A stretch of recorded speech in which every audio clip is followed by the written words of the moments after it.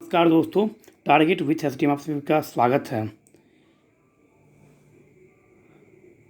तो आज हम लोग चल रहे हैं प्रीवियस ईयर मॉडर्न हिस्ट्री के कुछ प्रश्नों को लेकर, जो आप लोगों के एग्ज़ाम में पूछ चुका है और आगे भी इस प्रश्न को पूछने की पूरी संभावना है। तो इसके संबंध में हम लोग आज कुछ उन महत्वपूर्ण मॉडर्न हिस्ट्री के प्रश्नों को, आधुनिक भारत के इतिहास के प्रश्नों को देखने का प्रयास करेंगे। इस वीडियो को देखने के दरमियान आप करें क्या, तो आप मेरे आंसर देने से पहले इन प्रश्नों का आंसर दिया कीजिए और आप अपने आप को आंकिए कि आपकी तैयारी कहाँ तक है। अपने आप को ठगने से काम नहीं चलेगा, आपको पढ़ना तो पड़ेगा ही। और आप देखिए इस 30, 35, 25, 20 में से कितना जवाब आप दे पाते हैं आप। और यदि आप 10-20 का भी जवाब दे पाते हैं तो आप बेस्ट हैं। आपको थोड़ा और मेहनत करना है, नहीं तो आप जो प्रश्न का यहाँ एमसीक्यू कराया जा रहा है, जो प्रश्न यहाँ बताया जा रहा है, आप अपने प्रैक्टिस सेट को उल्टाइए, चाहे वो ऑनलाइन टेस्ट हो या ऑफलाइन टेस्ट हो, और देखिए यहाँ से प्रश्न मिल रहा है कि नहीं। यदि प्रश्न मिल रहा तभी आप जाकर वीडियो देखिए, अन्यथा आपको लग रहा है कि नहीं या नहीं मिल रहा है तो आप वीडियो नहीं देखिए। कोई ज़बरदस्ती नहीं है, कोई प्रेशर नहीं है कि आपको वीडियो देखना है। बस आपको लगे कि आपके काम का है तभी आप वीडियो को प्ले कीजिए, आप अन्यथा नहीं कीजिए आप। और एक बात हमेशा याद रखिए, आप कहीं ना कहीं कुछ ना तो कुछ इस वीडियो से, इस क्वेश्चन सीरीज से आपको कहीं ना कहीं कुछ ना कुछ तो ज्ञान मिलेगा ही मिलेगा, क्योंकि ज्ञान कभी ख़राब तो जाएगा नहीं। हो सकता है पूरा प्रश्न नहीं मिले, 5 प्रश्न नहीं मिले, 10 प्रश्न नहीं मिले, सेम टू सेम थोड़ी ना मिलेगा। हो सकता है उसका लिखने का तरीका अलग होगा, क्वेश्चन वही हो, बस वो कुछ और पूछ रहा है, तो यह आपको ध्यान देना है। तो चलिए चलते हैं, पहला क्वेश्चन देखते हैं क्या है। चार्ल्स द्वितीय ने बम्बई को किस वर्ष ईस्ट इंडिया कंपनी को दे दिया था? तो कौन चार्ल्स द्वितीय ने बॉम्बे को किस वर्ष ईस्ट इंडिया कंपनी को दे दिया था? तो आप बता सकते हैं 1668 ईस्वी में दे दिया था। चलते हैं नेक्स्ट प्रश्न की ओर। किस संधि द्वारा अंग्रेजों ने बंगाल, बिहार और उड़ीसा के दीवानी को प्राप्त किया था? बंगाल, बिहार और उड़ीसा के दीवानी को किस संधि के तहत अंग्रेजों ने प्राप्त किया था? तो आप बता सकते हैं इलाहाबाद की संधि के तहत, जो 1765 में बक्सर के युद्ध के बाद 12 अगस्त 1765 को हुआ था। पहला इलाहाबाद की संधि हुआ था शाह आलम द्वितीय मुगल बादशाह के द्वारा, और दूसरा इलाहाबाद की संधि हुआ था अंग्रेजों और शुजा-उद-दौला अवध के नवाब 16 अगस्त 1765 को। यह आप लोग याद रखिएगा। देखते हैं नेक्स्ट प्रश्न को। यह कथन किसने कहा था कि अंग्रेजों ने बंगाल में 1765 से 1772 के बीच लुटेरों का राज स्थापित किया था? यह किसके द्वारा कहा गया? तो आप बता सकते हैं के.एम. पनिक्कर के द्वारा यह कहा गया था कि अंग्रेजों ने बंगाल में 1765 से लेकर 1772 तक के बीच लुटेरों के राज्य के रूप में स्थापित किया, मतलब बहुत लूटा। सेकेंड क्वेश्चन है, दूसरा गोलमेज सम्मेलन लंदन में किस स्थान पर आयोजित किया गया? दूसरा गोलमेज सम्मेलन लंदन के सेंट जेम्स पैलेस में आयोजित किया गया। कहाँ किया गया? तो सेंट जेम्स पैलेस में। तीनों गोलमेज सम्मेलन इसी पैलेस में हुआ, यह भी आप याद रखिएगा। और इस गोलमेज सम्मेलन में कांग्रेस की तरफ से गांधी जी भी भाग लिए थे, यहाँ पर आप यह भी याद रखिएगा। और सेकेंड राउंड टेबल समिट को गांधी जी के द्वारा उथल पुथल का सम्मेलन भी कहा गया था। सेकेंड राउंड टेबल समिट जो है सांप्रदायिक पंचायत या कम्युनल अवार्ड के कारण और वहाँ पर आरक्षण की मांग के कारण डॉक्टर भीमराव अम्बेडकर के द्वारा गांधी जी इसके विपक्ष में थे, मतलब क्या इसके समर्थन में नहीं थे। वो नहीं चाह रहे थे कि हिंदू भी बर्बाद, मतलब क्या हिंदू से हिंदू अलग हो, वो इसके विरोध में थे और गांधी जी इस कारण से वहाँ से निकल गए। और इसी समय गांधी जी को यह बोला गया अंग्रेज के द्वारा, जो अर्धनग्न फकीर, मतलब क्या एक बूढ़े के सामने हम लोग इतना नहीं झुकेंगे, यह भी बोला गया था। और गांधी जी इंडिया है, तो गांधी जी को आगा खां के पेरिस, मतलब पुणे जेल में, और गांधी जी के बाद, गांधी जी के आने के बाद जब डॉक्टर अम्बेडकर आए तो अम्बेडकर की एक ही हट थी कि हमें आरक्षण चाहिए, और गांधी जी इस चीज़ को नहीं चाहते थे। गांधी जी नहीं चाहते थे कि हिंदू से भी अब अलग हो, तो गांधी जी इसके विरोध में थे। लेकिन डॉक्टर राजेंद्र प्रसाद, मदन मोहन मालवीय, नेहरू, इन सभी के सहयोग से, MC रजा, इन सभी के सहयोग से अम्बेडकर बाबू को मनाया गया। और मनाने के बाद गांधी और अम्बेडकर के बीच में समझौता हुआ, जिस समझौता को पूना समझौता के नाम जानते हैं, जिस पर हस्ताक्षर 24 सितंबर 1932 इशू 1932 को हुआ था, यह भी आप लोग याद रखिएगा, जिसे गांधी अम्बेडकर समझौता या पुणे समझौता के नाम से जाना जाता है, जिसमें क्या हुआ, सीटों को लेकर आरक्षण पर चर्चा किया गया, यह भी आप लोग याद रखिएगा। उस समय गांधी जी कहाँ थे? पुणे के आगा खां पैलेस जेल में थे, यह भी याद रखेंगे हम लोग। देखते हैं नेक्स्ट प्रश्न को। किस अवसर पर बम्बई को पुर्तगालियों ने अंग्रेजों को सौंपा था? किस अवसर पर बम्बई को पुर्तगालियों ने अंग्रेजों को सौंपा था? तो पुर्तगाल के राजकुमारी के विवाह के अवसर पर, मतलब क्या दहेज स्वरूप अंग्रेजों को बम्बई दिया गया, यह आप लोग याद रखिएगा। देखते हैं नेक्स्ट प्रश्न। 1912 में दिल्ली षड्यंत्र किसके द्वारा रचा गया था? 1912 में दिल्ली षड्यंत्र जो है यह किसके द्वारा रचा गया था? तो रास बिहारी बोस के द्वारा यह रचाया गया था। आप यहाँ पर यह याद रखें, कौन सा? तो दिल्ली षड्यंत्र। देखते हैं नेक्स्ट प्रश्न को। अलीपुर षड्यंत्र केस में अरविंदो घोष का बचाव किसके द्वारा किया गया? अलीपुर षड्यंत्र केस में अरविंद घोष का बचाव किसके द्वारा किया गया? तो आप याद रख सकते हैं, चितरंजन बाबू को द्वारा। चितरंजन बाबू का मतलब क्या? चितरंजन दास जी के द्वारा अरविंदो घोष का बचाव किया गया। चितरंजन दास से आप लोग याद रखिएगा, कांग्रेस के 1922 अधिवेशन, गया अधिवेशन जो बिहार के गया में हुआ था, गया मतलब क्या, बिहार का सबसे गर्म और ठंडा जिला गया है। और आप याद रखिएगा, चितरंजन दास 1922 कांग्रेस के अध्यक्षता करने के बाद 1 जनवरी 1927 को कांग्रेस से अलग होकर, क्योंकि इनकी मांग थी कि हम विधानसभा, मतलब क्या, हम सरकार के अंदर रहकर सरकार का विरोध करेंगे, मतलब क्या, हमें चुनाव लड़ना है और हमें सत्ता में भागीदारी बनना है और हम उसके अंदर रहकर उसका विरोध करेंगे। जबकि गांधी जी इसका विरोध कर रहे थे कि हमें किसी भी स्थिति में सत्ता हासिल नहीं करना है। और इस मतभेद के कारण चितरंजन दास मोतीलाल नेहरू, पटेल बाबू के बड़े भाई विट्ठल भाई पटेल के द्वारा अपने पद से इस्तीफा दिया गया। और जनवरी 1923 में चितरंजन बाबू और मोतीलाल नेहरू के द्वारा स्वराज्य नामक पार्टी की स्थापना की गई। और इस पार्टी को चुनाव में बहुत अच्छा सीट भी मिला, लगभग 50 से 60 सीट भी मिला। और विट्ठल भाई पटेल तो विधानसभा के महासचिव के पद तक, मतलब क्या, अध्यक्ष के पद तक नियुक्त किए गए।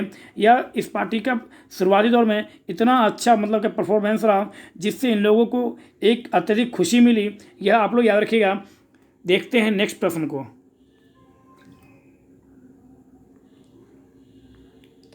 सूरत किस नदी पर स्थित है? तो सूरत ताप्ती नदी के तट पर स्थित है। सूरत कहाँ? तो गुजरात में। 1907 कांग्रेस का अधिवेशन कहाँ हुआ था? सूरत में। जिस अधिवेशन में कांग्रेस 2 भाग में डिवाइड हुआ था, नरम दल और गरम दल। आप यहाँ से यह भी याद रखिएगा, लाल बाल पाल और अरविंदो घोष गरम दल। गोपाल कृष्ण गोखले, जो सबसे अधिक बार, बहुत बार पूछा जा चुका है, गोपाल कृष्ण गोखले, तो आप याद रखिएगा, नरम दल के नेता थे। बदरुद्दीन तैयब, यह भी नरम दल के नेता थे। यह आप लोग याद रख सकते हैं। देखते हैं नेक्स्ट प्रश्न को। कांग्रेस के अधिवेशन की अध्यक्षता करने वाले पहले अंग्रेज कौन थे? कांग्रेस की अध्यक्षता करने वाले पहले अंग्रेज कौन थे? तो आप लोग बता सकते हैं, जॉर्ज यूले कांग्रेस के अध्यक्ष, पहले अंग्रेज अध्यक्ष थे। कांग्रेस आप लोग याद रखिएगा, 28 दिसंबर 1885 को गोकुलदास तेजपाल संस्कृत महाविद्यालय बॉम्बे में 72 प्रतिनिधियों के साथ कांग्रेस की स्थापना की गई। A.O. Hume, Elon Octavian Hume इसके संस्थापक थे, जो कांग्रेस के कभी भी अध्यक्ष नहीं बने। और ये 1885 से लेकर 1907 तक कांग्रेस के महासचिव के पद पर हैं। कांग्रेस के पहले अध्यक्ष W.C. बनर्जी, दूसरे अध्यक्ष हैं दादा भाई नेहरूजी, और पहले अध्यक्ष W.C. बनर्जी यह किस धर्म से संबंधित थे? तो W.C. बनर्जी ईसाई धर्म को मानते थे। दादा भाई नेहरूजी पारसी धर्म को मानते थे। पहले मुस्लिम अध्यक्ष बदरुद्दीन तैयब जी मुस्लिम धर्म को मानते थे।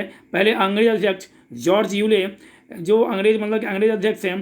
पहली महिला अध्यक्ष श्रीमती एनी बेसेंट, पहली भारतीय महिला अध्यक्ष तो सरोजिनी नायडू जी कांग्रेस के अध्यक्ष हुए। कांग्रेस के किस अधिवेशन में पहली बार खादी वस्त्रों को पहनने के लिए सभी सदस्यों को अनिवार्य कर दिया गया? कांग्रेस का 1926 अधिवेशन जो गुवाहाटी में हुआ था, इस अधिवेशन में कांग्रेस के सभी सदस्यों को खादी वस्त्र पहनना अनिवार्य कर दिया गया। देश की आज़ादी के समय कांग्रेस के अध्यक्ष कौन थे? बहुत बार यह प्रश्न पूछ चुका है, तो JB कृपलानी, यह आप लोग याद रखिएगा। चलते हैं नेक्स्ट प्रश्न की ओर। अमेरिका में थियोसॉफिकल सोसाइटी की स्थापना किसने किया था? अमेरिका में थियोसॉफिकल सोसाइटी की स्थापना किसके द्वारा किया गया? तो मैडम ब्लाटवस्की और कर्नल अल्काट के द्वारा थियोसॉफिकल सोसाइटी की स्थापना किया। किसके द्वारा? मैडम ब्लाटवस्की और कर्नल अल्काट के द्वारा। अमेरिका से याद होगा आप लोगों को, नवंबर 2020 में अमेरिका में राष्ट्रपति का चुनाव होना है। यह आप लोग याद रखिएगा। कब? तो नवंबर 2020 में। नॉर्दी और नॉर्टी कहाँ का शीतल हवा है? तो यह दोनों का दोनों शीतल हवा है, अमेरिका की है। नॉर्थ अमेरिका का सबसे बड़ा देश कनाडा, साउथ अमेरिका का सबसे बड़ा देश ब्राज़ील है। यह भी आप लोग याद रखिएगा। चलते हैं नेक्स्ट प्रश्न की ओर। रस्त गुफ्तार समाचार पत्र के संस्थापक मतलब क्या रस्त गुफ्तार जो समाचार पत्र था इसके संपादक कौन थे? तो दादा भाई नेहरूजी। दादा भाई नेहरूजी मतलब क्या? Grand old man of India, वयोवृद्ध पितामह किसे? तो दादा भाई नेहरू जी को। मतलब दादा भाई नेहरू जी के द्वारा पहली बार 1867-68 में लगभग प्रति व्यक्ति 20 रुपया राष्ट्रीय आय भारत का आकलन किया गया। दादा भाई नेहरू जी के द्वारा ड्रोन का सिद्धांत, नाला का सिद्धांत, धन निष्कासन का सिद्धांत दिया गया, यह भी आप लोग याद रखेंगे। और कांग्रेस के 3 बार यह अध्यक्ष भी बने दादा भाई नेहरू जी, यह भी आप लोग याद रख सकते हैं। और दादा भाई नेहरू जी के द्वारा ही कांग्रेस की 1916 ईस्वी में पहली बार स्वराज की मांग की गई। आप यहाँ से यह याद, कौन सी मांग? तो पहली बार स्वराज की मांग दादा भाई नेहरू जी के द्वारा ही किया गया, यह भी आप लोग याद रख सकते हैं दादा भाई नेहरू जी से। ब्रिटिश हाउस ऑफ कॉमन्स का सदस्य बनने वाले पहले व्यक्ति कौन थे? तो दादा भाई नेहरू जी, आप यहाँ से यह भी याद रख सकते हैं। चलते हैं नेक्स्ट प्रश्न की ओर। शिशु वध पर प्रतिबंध किस गवर्नर ने लगाया था? तो शिशु वध पर प्रतिबंध लॉर्ड वेलेस्ली के द्वारा लगाया गया, यह आप लोग याद रखिएगा। नेक्स्ट, द रिवोल्यूशनरी के लेखक कौन थे? तो द रिवोल्यूशनरी के लेखक सचिंद्र नाथ सान्याल कौन थे? तो सचिंद्र नाथ सान्याल द रिवोल्यूशनरी के लेखक थे, यह आप लोग याद रखिएगा। द रिवोल्यूशनरी के लेखक कौन थे? तो सचिंद्र नाथ सान्याल। नेक्स्ट क्वेश्चन देखते हैं, मारो फिरंगी को नारा किसने दिया था? तो मारो फिरंगी को नारा मंगल पांडे द्वारा दिया गया। किसे के द्वारा? तो मंगल पांडे। फिरंगी मतलब क्या? अंग्रेजों को। यह नारा किस द्वारा दिया गया? तो मंगल पांडे द्वारा यह नारा दिया गया। नेक्स्ट क्वेश्चन है, नौसेना विद्रोह कब हुआ? तो आप लोग याद रखिएगा, नौसेना विद्रोह महाराष्ट्र में हुआ। कब हुआ? तो 1946 को महाराष्ट्र में हुआ। और नौसेना किसके बातों पर मतलब क्या सहमत होकर विद्रोह को शांत किया? तो सरदार वल्लभ भाई पटेल की बातों को मानकर नौसेना विद्रोह समाप्त हुआ, यह याद रखें। 1946 को आप लोग याद रखिएगा। 24 मार्च 1946 कैबिनेट मिशन भारत आया था। और 1946 में कैबिनेट मिशन भारत आया था। पेंथिक लॉरेंस, एबी अलेक्जेंडर और स्टेफर्ड क्रिप्स, इन तीनों की सदस्यता में, जिसे पेंथिक लॉरेंस कैबिनेट मिशन के अध्यक्ष थे। और कैबिनेट मिशन की सिफारिश पर भारत में संविधान सभा का गठन किया गया। और जुलाई अगस्त 1946 में संविधान सभा के लिए इलेक्शन हुआ। कैबिनेट मिशन के द्वारा कुल 389 सीट दिया गया संविधान सभा के लिए। 389, 10 लाख पर 1 सीट दिया गया था, यह भी आप लोग याद रखेंगे। कब? तो 1946 में यह आया था कैबिनेट मिशन।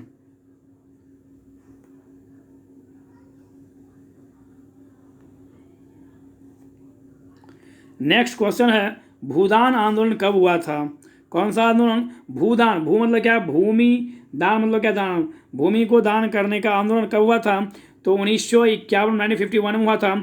आंध्र प्रदेश के पंचमपल्ली में हुआ था, यह भी आप लोग याद रखिएगा। कब हुआ था? तो 1951 में आंध्र प्रदेश के पंचमपल्ली में भूदान आंदोलन चलाया गया पटेल बाबू के द्वारा भी, मतलब भूमि का दान करना है, यह आप लोग याद रखिएगा भूदान आंदोलन से। नेक्स्ट क्वेश्चन है, रामकृष्ण मिशन की स्थापना कब हुई थी? तो रामकृष्ण मिशन की स्थापना कब हुई थी? तो रामकृष्ण मिशन की स्थापना 1897 में हुआ था, यह आप लोग याद रखिएगा। और 1897 में 23 जनवरी 1897 को सुभाष बाबू मतलब कि सुभाष चंद्र बोस जी का जन्म हुआ था। कहाँ हुआ था? कटक में। कटक कहाँ? तो Orissa. Indian rice institute Cuttack में है। और international rice institute Manila Philippines, जहाँ एडीबी का मुख्यालय है, यह भी आप लोग याद रखेंगे। नेक्स्ट प्रश्न की ओर चलते हैं। नेक्स्ट प्रश्न, सत्यशोधक समाज की स्थापना किसने किया था? तो सत्यशोधक समाज की स्थापना किस मतलब क्या? सत्यशोधक समाज की स्थापना ज्योतिबा फुले द्वारा किया गया। कब किया गया जब पूछे आपसे?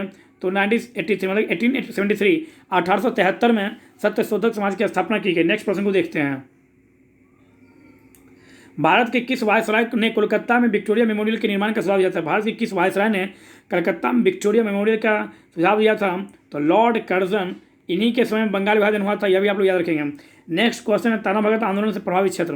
ताना भगत आंदोलन से प्रभावित क्षेत्र कौन सा था? तो ताना भगत आंदोलन से प्रभावित क्षेत्र था बंगाल।